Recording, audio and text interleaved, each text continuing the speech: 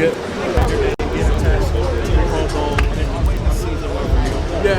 it's truly amazing. It's truly exciting. Another interview.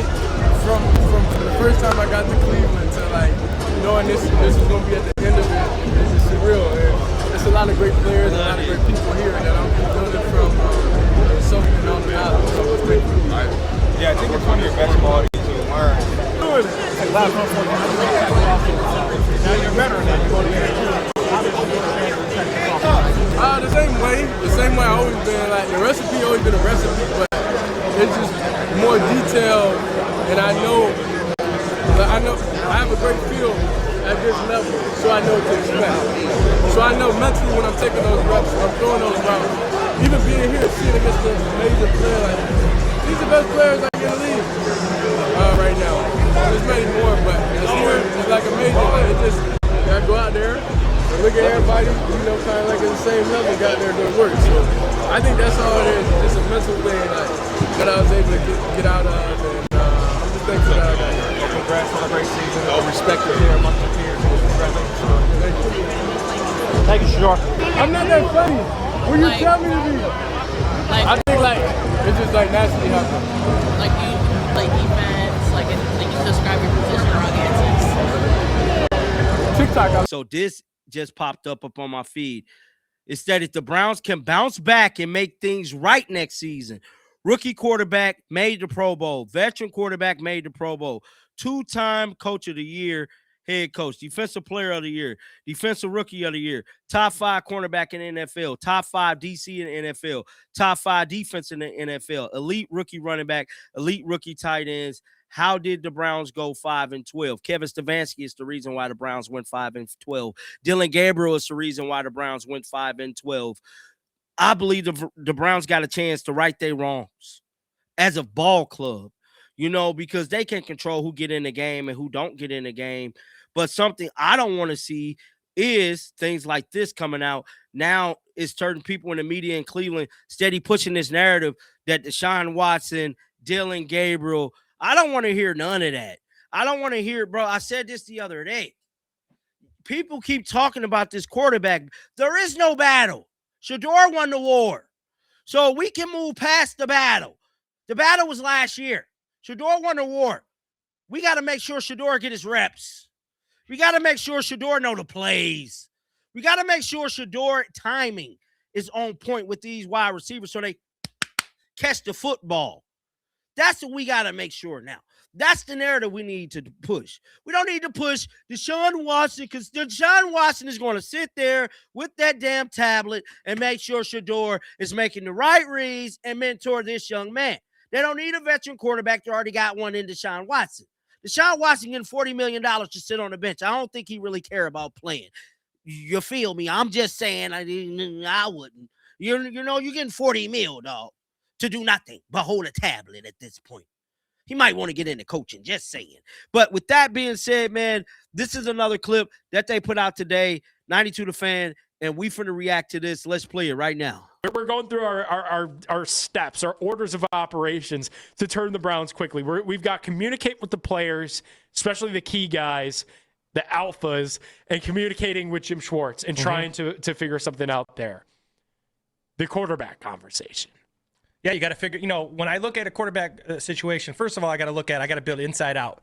So the quarterback situation for me, I think Shedeur has done enough. I think Dylan Gabriel still has talent. And I think Deshaun Watson, when you watch Deshaun Watson throw the football, it's different than everybody else that I've seen at Browns facility. I've been there with multiple joint practices and things like that.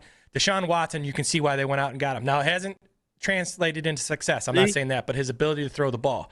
But if that quarterback play is going to get better, it has to start up front. You have to get better up front. That's before you go get a receiver. Football is won and lost in the trenches. Fact. It'll always be that way. That's the best thing you see. I'll stand on that mountain. That's what they got to do first. They've got to improve the offensive line. They got to get some veterans. They got to get an elite tackle, and then move their way out to the receiver, and then you evaluate your quarterback. That would be what I would say.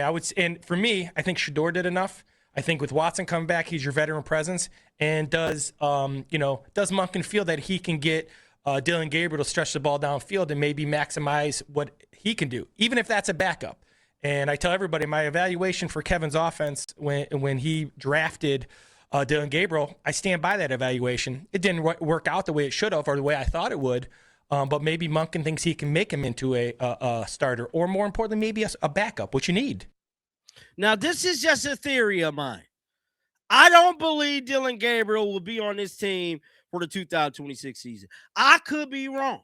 I don't want to see nobody lose their job at all. You know, I'm all for people getting their money, but maybe he can get his money somewhere else. You know what I'm saying? Go down there with Atlanta with the dude that wanted you. Just saying, you know, but I don't think Dylan Gabriel make the team. That's just my opinion. You feel me? I got to keep it real, bro. We all seen what Dylan Gabriel had to offer. And me personally, I feel like Dylan Gabriel's name shouldn't even be mentioned alongside the Shedeur name at this point. I just got to keep it 100, bro. Like his name shouldn't even be mentioned. Now, this is some footage that is floating around the internet.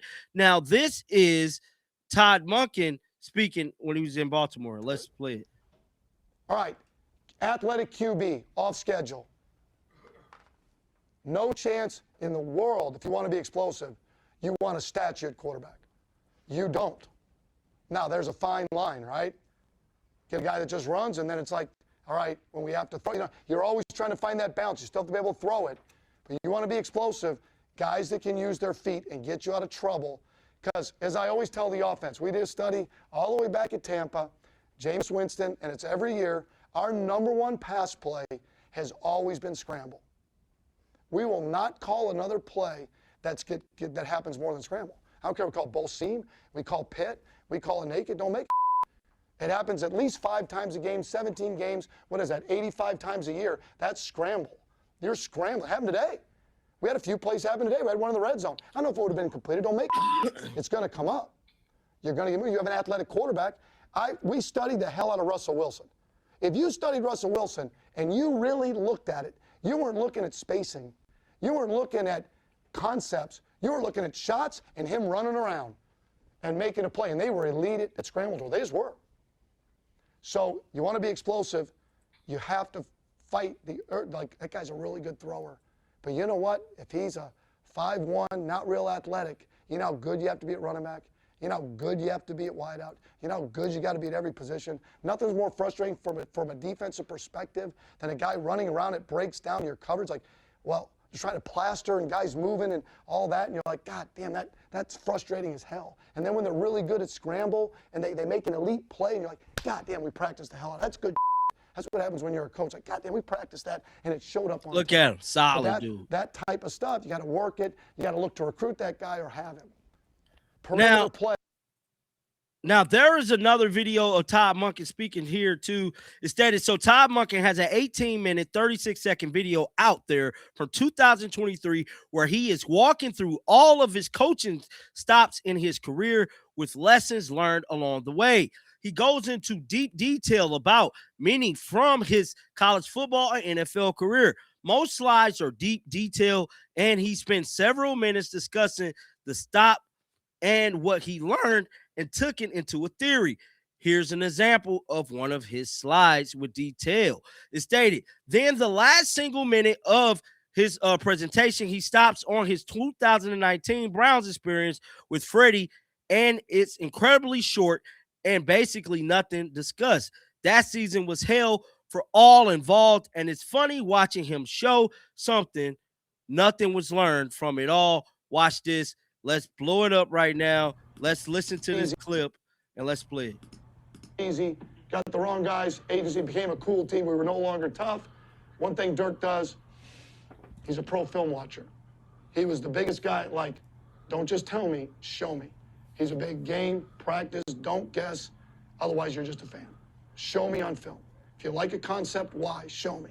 You like it? Show me. Don't just say, because I like it. All right, got with Freddie 1 year. One thing I learned, don't take your job for granted. And the whole idea is to eliminate distractions, and we created them. We created distractions. That's what we became. I was a part of it. I have to own that. We were a part of it. We had a talented team, but we didn't play that way consistently. We took our job for granted collectively, and we didn't eliminate distractions. Every week it was something. Every week it was like a made-for-television show, that in 2019. And we end up earning what we got, which was a 1 year, one and done. And it wasn't because of talent. It's because we didn't do a good enough job. I didn't do a good enough job. So that was Todd Monkin speaking about his trials and errors going through his coaching bout, right? So with that being said, we got to move on to another part of the video. That is the Pivot Podcast, man. Ryan Clark speaking about this Emmanuel Acho situation. Now, this right here definitely made headlines the other day. Acho's take on Todd Monkin and Shedeur, I do believe it's one of those things when you kind of get into like the ulterior or like the auxiliary mediums and platforms, you do just get like a little looser. You're just having these conversations with your homeboy. And then sometimes you could say things and you could be like, yeah, like that wasn't necessarily how I meant it, what I meant, or I shouldn't have said it that way, or it's completely wrong that I had that thought. And I think people should have the opportunity to be able to not necessarily walk things back, but reevaluate things. Acho's take on Todd Monkin and Shedeur, I do believe. So that was Ryan Clark, man. Now, something that I want to talk about here is Shedeur now, because we have to look at this thing and we truly, truly got to analyze it now moving forward, because everything is over with. The smoke is settled now. You dig? And we have to pay attention to everything moving forward now. We got to start weeding out the people that's looking a little fishy, and we damn sure going to start highlighting the people and keeping our receipts on folks that have pretty much criticized Shedeur, didn't believe in him, critical of him, and all these different things. Now, with that being said, I said this once and I'll say this again. There's a hashtag going around that states hashtag New Cleveland Browns. I truly believe that the Browns is going to do everything in their power to be successful for the 2026 season. It's shown that we're hiring Todd Monkin. And if you feel a way about Todd Monkin, I don't know. Maybe you got to look at yourself in the mirror and be like, man, I don't know, bro, about me. Because it's showing to me from that interaction that we all seen when Shedeur first met this gentleman, he did everything in his power to make sure Shedeur knew that he wanted to draft him. He really, really wanted to draft him. I mean, he wanted to draft him really bad, bro. But not only just draft him, this stuff boiled back to high school, man. I was one of the first people to report on this. And shout out to Deion Sanders Jr. because he reposted this on his X account the other day. And he put out a lot. And it wasn't just him. It was like a couple people. But I'm going to pull up Deion Sanders Jr. clip real quick because he's been putting a lot of content out subliminally showing us exactly when Todd Monkin was in Georgia with Shedeur coming out of high school, right? He wanted Shedeur. Ain't no ifs, ands, ain't no moving around, line, ain't no none of that. That gentleman there wanted Shedeur Sanders to be his quarterback in Georgia. Now, let's say for devil's advocate, Coach Prime don't become a coach. I believe there's a very high chance we would have seen Shedeur Sanders in a Georgia Bulldog uniform. See, that's what I keep telling y'all. Y'all got to pay attention to the signs. Now, this is Well Off Media Instagram account. This is Well Off Media. Now, I believe this is ran by Deion Sanders Jr. Now, this is the post he put up the other day.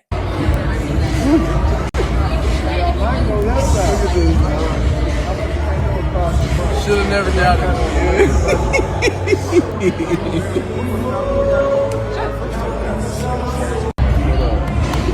Now, y'all remember when I told y'all at the beginning of the live, for those of you guys who was in here in the beginning, but I'm gonna repeat myself again. I do that a lot, so y'all can say that. You know, go back to Well Off Media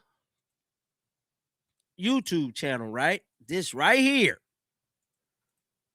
There's a lot of footage. Let's look. Look, y'all see this 7 years ago. This is high school footage from Trinity. Now, I believe there is going to be visits on here to certain schools. You might see certain coaches. See, it's all documented. Going all the way back to Shedeur was in high school. Now, Y'all probably all done. Y'all know better. Y'all probably all done. Y'all I think everybody know that's Kirby Smart, ain't it?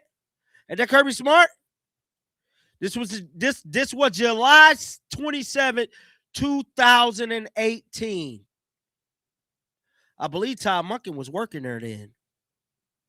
I believe Todd Monken was working for Georgia then. Look. You see this? You got to keep your receipts. I think that's the dude that had got in trouble. I think so. But